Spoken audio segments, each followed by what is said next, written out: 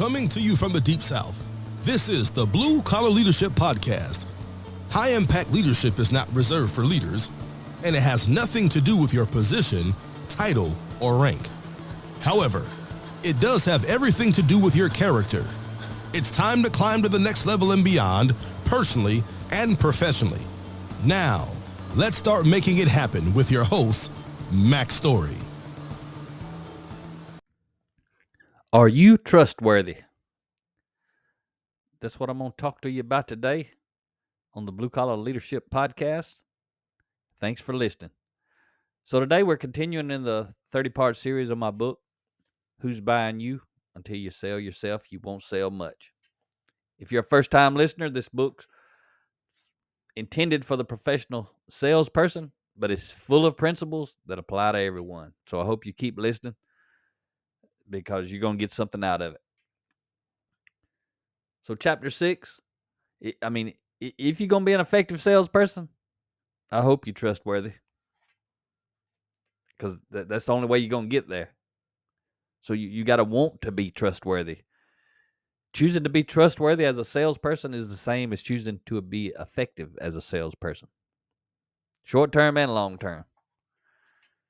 And again, I've shared before about salespeople who manipulate. There are a lot of salespeople who manipulate. Most of them can only be effective. If they are being effective, they can only be effective because the people in their area or in their industry are selling the same way. So then it's like, who's the least manipulative? But let's talk about not being manipulative. Let's talk about, are you trustworthy? Because when it comes to being a high impact professional salesperson, leading the way, it's all about who you are and also what you know. But it's the same thing in all of life. Your level of effectiveness in life is going to be based on who you are and what you know. Character and competency. If you're a regular listener, you can see how I'm tying all the regular personal growth and leadership development type traits into this book in the context of selling, professional sales. So let's start off with a quote from Sam Walton. He was the founder of Walmart. And if you're old enough to know, Walmart changed a lot after Sam left the leadership role and passed on. It ain't the same as it used to be.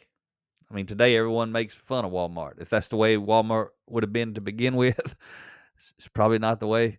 They wouldn't be as big as they are today. They may not have ever made it. There's a lot of good things still happen at Walmart and within Walmart, but it ain't the same. And the reason it ain't the same, because Sam is not the leader.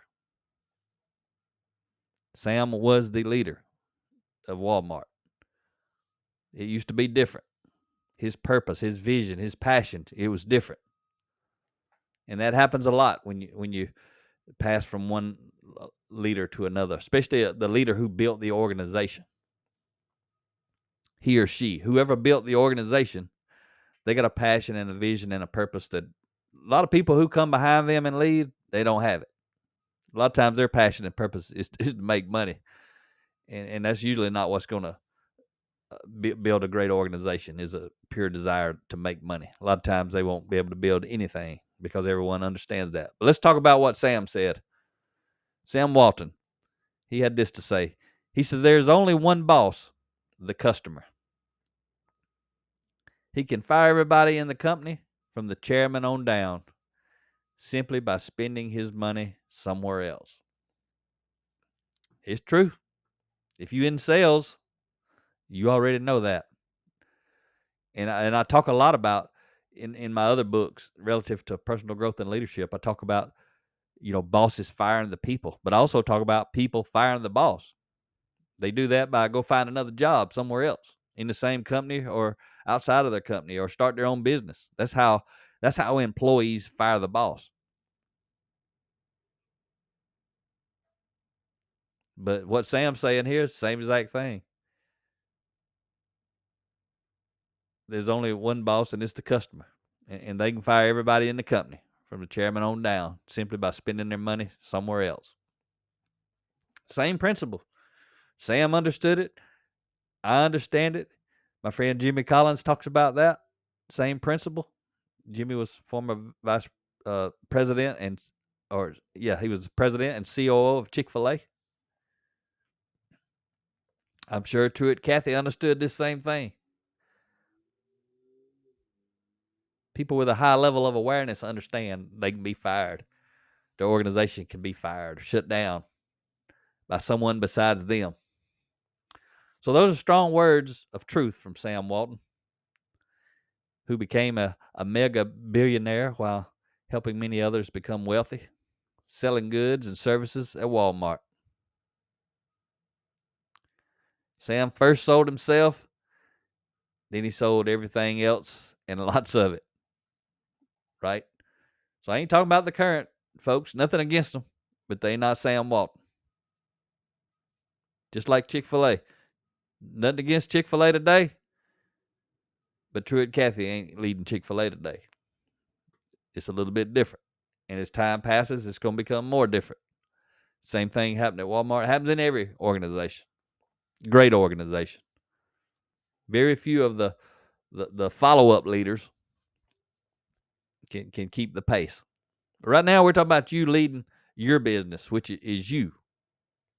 So for salespeople, the boss is the last person they should ever worry about firing them. I'm talking about the salesperson's boss, the sales manager, or whatever you call the person. If you're in a professional sales role, whatever the person's title is you report to, that's the last person you should ever worry about firing you. The boss will typically fire a salesperson only after many buyers have already fired them through their decisions not to buy from them. Many salespeople are fired every day by potential buyers, prospects, as they call them. Right? Sales managers are only firing salespeople after the customers or potential customers have already fired them. The sales manager is only carrying out the customer's wishes. They wish you were not working there and somebody better was working there. It's that simple. If you want to look in the mirror, a little bit of a leadership truth. Because if the potential customers are turning into customers and buying from you nonstop, you ain't gonna get fired. You're gonna get promoted. You may become the sales manager one day. You may become the VP one day, and even if you don't, you're gonna be at the top of the sales chart. You're gonna be killing it. But if you're not, it ain't the boss who's firing you. It's the people. And the only reason the people are firing you because you ain't doing what you need to be doing to serve those people as a salesperson. Potential buyers literally fire you when they don't choose to buy from you. Every time. Some fire you after they meet you, but before they buy from you. Right? They actually meet you, but they never buy from you because you lose them. You meet them, but actually meeting them is what caused you to lose them. They learned enough about you that they don't want to buy from you. Some potential buyers hire you, meaning they buy from you, and then they fire you, meaning they never buy from you again. And worst of all, those who provide you with bad word of mouth advertisement convince others to fire you before they ever even meet you. That's what bad word of mouth advertisement will get you. If you're in professional sales, you need to think about what I just told you right there, because it's the truth. A lot of times, bad sales folks think nobody's wanting to buy. Oh, they buying. They just buying from somebody else. And if you building relationships, bad relationships with potential buyers, they're going to tell everybody.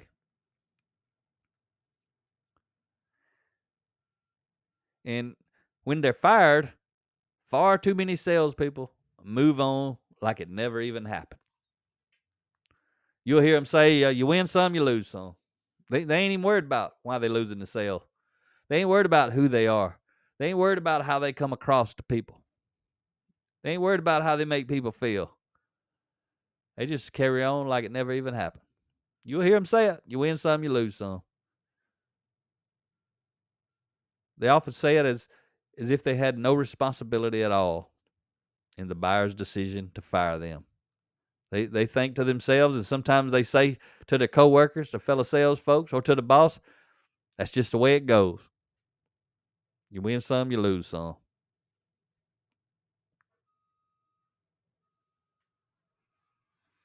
No reflection, no adjustment, no plan to change their results or to change their minds. And by the way, your mind creates your results. If you want to change your results, whatever they are, you first must change your mind. And that's what this podcast episode's about. That's what this book is about. That's what everything on my podcast, not just this series on this book, everything is to help people change their mind so they can get better results. Because your mind's what's delivering the results you're getting.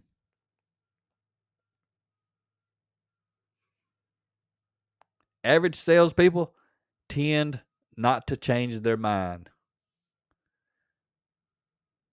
They do tend to continue to do a whole lot more of the same day after day. Guess what? That relates to average people. Average people tend not to change their mind. Forget about sales for a minute. Just talk about people. They go through the same old grind day after day, week after week, keep doing the same exact things, and somehow they wish their life would get better. They hoping and wishing. Hoping and wishing don't do a whole lot for you. If you're one of those people, you figured it out. Maybe that's why you listen to this podcast, because you want to change your mind, and I want to help you. But they tend to continue to do a whole lot more of the same day after day after day after day. But that's not you. That right there is not you. How do I know? You're listening to this podcast to change your mind. Maybe you read some books to change your mind. But how do I know right now in this moment? You listening. You've already separated yourself from the masses of average salespeople or regular people. Because if you're not in professional sales and you're still listening to this, you definitely separate yourself from the crowd. Because you're mining for nuggets. Anybody who wants to grow can listen to any content, pull out those golden nuggets, and apply them in their life, regardless of the topic, regardless of who's saying it. But you've already separated yourself from the masses. You're already exceptional because average people don't listen to mind-changing podcasts. They don't study mind-changing books. And when we talk about mind-changing, when I talk about mind-changing, what I'm really talking about, thought-provoking content that's going to raise your level of awareness. It ain't about brainwashing or nothing silly like that. It's about provoking thought. Guess who gets to decide what the thought is? You. Not me. You. The thought that you have is going to raise your level of awareness. I ain't got nothing to do with that. I'm just influencing you to think about things that maybe you need to think about. I ain't telling you what to do, what not to do. Literally, I can't do that. I mean, I guess I could literally do it, but it doesn't mean any difference unless you agree with it. That means you have all the control, not me. I'm just trying to provoke thought, raise your level of awareness. Let's think about the best buyers. So let's consider the best buyers. Not the best sellers, the best buyers. The best buyers become your best customers. They don't just repeatedly buy from you. They also provide you with good word of mouth advertisement and convince others to hire you before they ever even met you. See, that's the opposite of firing you before they ever meet you. Your best customers are going to convince others to hire you before they ever meet you. All you got to do is follow through on and stay true to who you are to those best buyers. You got to be the same person to everybody else. So that after those best buyers go sell someone on you, when they actually finally show up in front of you, they get to meet the person they heard about. So you got to treat everyone as your best buyers, your best customers. These referred buyers from your best customers will hunt you down to buy from you if they want what you're selling. They ain't going to buy it from someone else. They're going to buy it from you. That's why all this stuff creates a competitive advantage for you. You study. Let's say you're in a real estate office. You study this type of content. No one else in your office studies this type of content. You don't have a manager or anybody, a coworker. Nobody shared this type of stuff with you, with anyone else. So there's only you. You're the only one doing this type selling. You gonna shine like the sun because you're gonna separate yourself from the mass of average sellers. But those best buyers that's coming to you, they're gonna be referring you, not everybody else in your office. They're gonna be referring you because they're already sold on you. And don't you just love these types of buyers? I know you do. And this, there's books about that, creating raving customers, raving fans, customers, right? People who going to tell the world about you. Well, guess who's going to determine what they tell the world? You. So this book, this series, this entire podcast is filled with information that's going to help you create more of these highly valuable buyers if you choose to apply what you're learning, what I'm sharing with you. All that's going to be based on your thoughts first. You got to have the thoughts first. The thoughts got to spur you to action. So there's obviously a gap between being hired by a customer and being fired by a customer. At the most basic level, what creates the gap? It's pretty simple. Distrust. So trust closes what I call the trust gap. You get to decide if you're going to be trustworthy. Remember, that's the title of this chapter. Are you trustworthy? It's all about who you are and what you know. Because trust is the foundation of influence. I shared that little nugget last time. In the first chapter, the foundation of selling is influence. What's the foundation of influence? Trust. The more someone trusts you, the more influence you will have with them. The less someone trusts you, the less influence you will have with them. Everything rises and falls on influence, especially sales. And when it comes to buyers, high trust leads to hiring, while low trust leads to firing. So when sales managers are firing, terminating salespeople, it's because the customers don't trust them. So they're not buying from them. So they're not getting sales. Why would a sales manager want that person on their team? They wouldn't unless the sales manager is so bad they can't even attract any salespeople. So they're terrible, and then their team's terrible. That's what happens. If somebody sneaks in who's really good, well, they're going to leave. That sales manager is going to say, well, when we get the good ones, they won't stay. Well, If you got a good one that won't stay and you're a sales manager, if they're a good salesperson, that means the buyers, the customers, trust that salesperson. They're buying from that salesperson, making you happy. But if the best salesperson leaves, that means you ain't making them happy. You, your organization, the leaders above you, whatever level you're at, that means the salesperson fired you. My other books talk about that, right? Firing the boss. I'm just throwing a little extra content in there to help you understand about trust leads to hiring. High trust leads to hiring. Low trust leads to firing. That applies to customers, bosses, spouses, personal relationships, professional relationships, everything. That's why these are principles. That's why it's easy to wrap it in the context of selling, because all you got to do is know about the principle, know about buying and selling. The question buyers ask and then answer for themselves about salespeople is this: are you trustworthy? Title of this chapter. You know, because you've been a buyer many times. So buyers base their answer on who they believe you are and who they perceive you to be. You can't make anyone trust you.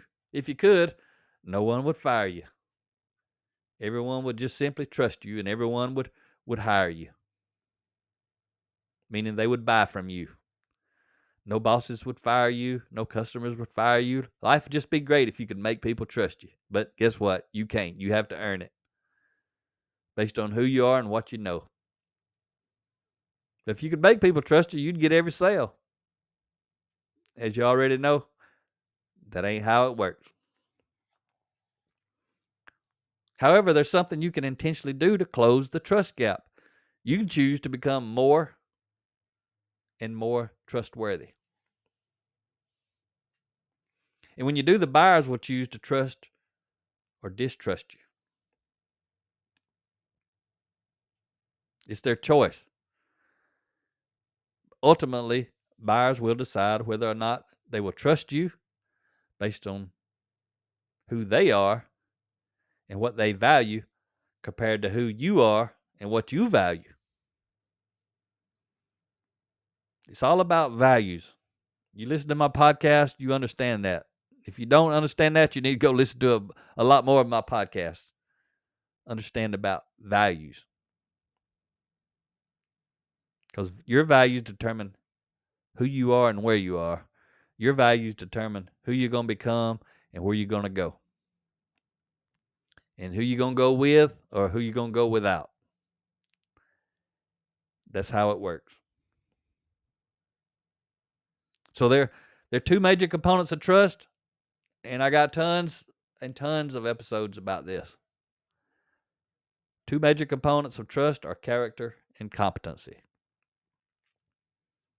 There's only one chapter, which is the next one, chapter 7. It's really dedicated to even talking about competency, really, in this book, in this series.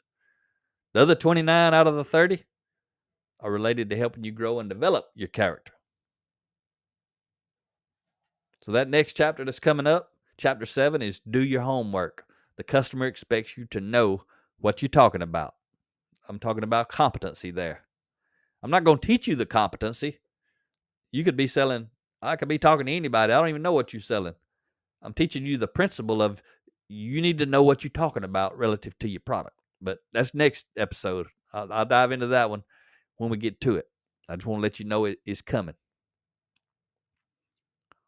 But there's something you should know about the trust equation that'll put the importance of this book into perspective. And it's something I talk about all the time. I call it the 87-13 principle. What I'm talking about there is research studies have shown that 87% of our influence comes from our character, 13% from our competency. And there's some that show 90-10. So really it's 87 to 90% comes from your influence, or influence comes from your character, and 10 to 13 percent comes from your competency. You got to have a competency, but as you often hear me say, your character is going to either maximize or minimize your competency.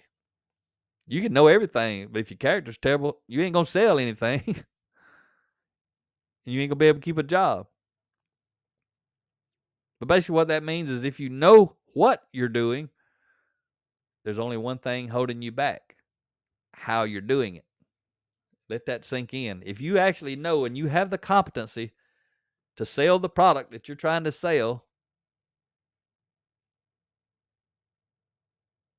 then it's your character that's preventing you from selling it. You may say, well, our price is too high. I can't sell it. The corporate's causing the prices to be high. Okay, why are you there trying to sell that product? That's related to your character. Why would you try to sell a product you can't sell? Because the price is too high. That doesn't make sense. Go find a product like that you're passionate about, about somewhere else. If you're not getting the sales, somebody else is. Guess where you need to be? Somewhere else. If you don't have the courage to move, meaning you don't have the character, because courage is a component of character, to move, or you don't like new things, all these components that would stop you are character related. Because it ain't competency related. We already talked about that. Because we're assuming you have the competency. So let that sink in. Everything, when you have the competency, and you know it, and you ain't getting the results you want, there's only one other thing. It's character. But that one thing is made up of many, many, many things. Albert Hubbard had this to say: some men succeed by what they know, some by what they do, and a few by what they are. When it comes to influence, it's about who you are. Say it again. I'm going to take out the men part. Some people get offended by that. Just switch it. That's what I do. But I quoted the man the way he said it. But when I talk about things, I kind of keep them generic for the most part. Just how I talk, because I am talking to everybody. But some people succeed by what they know, some by what they do, and a few by what they are. When it comes to influence, it's about who you are. That last sentence, that's what I said. When it comes to influence, it's about who you are. So let's wrap up today's episode with the 3 seller beware points. Make sure you got them. Point number 1, every person you interact with has the ability to get you hired or fired through word of mouth. Be smart. Seller beware point number 2, competency is important. What you know matters. However, character, who you are, matters most. And seller beware point number 3, you leverage competency with character. Your character will launch you or limit you. Character sells. So I'm glad you're still listening, because I'm just trying to help you develop your character. What that means to you, I have no idea, but I hope you know. And if you don't know, I hope this series, I hope this podcast, my books, somehow provoke the right thought that helps you climb to the next level and beyond.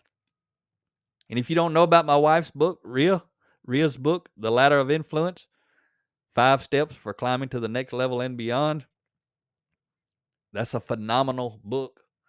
She's getting so many good reviews, so many clients doing book studies, loving that book. You need to check out that book. Whether you're in sales or whether you're not, that book will help you understand how to climb the ladder of influence. That's the title of the book, The Ladder of Influence. Makes a lot of sense if you're in sales. Makes a lot of sense if you're not. Talk to you next time. Make it happen or someone else will. It might as well be you. Are you serious about taking your career and your life to the next level and beyond? Check out Mac Story's Blue Collar Leadership series books and others, now available on audio, along with paperback and ebooks at Amazon, iTunes, and Audible. Please visit bluecollarleadership.com to learn about Mac's books, programs, special offers, certifications, and more. Thank you for listening to the Blue Collar Leadership Podcast.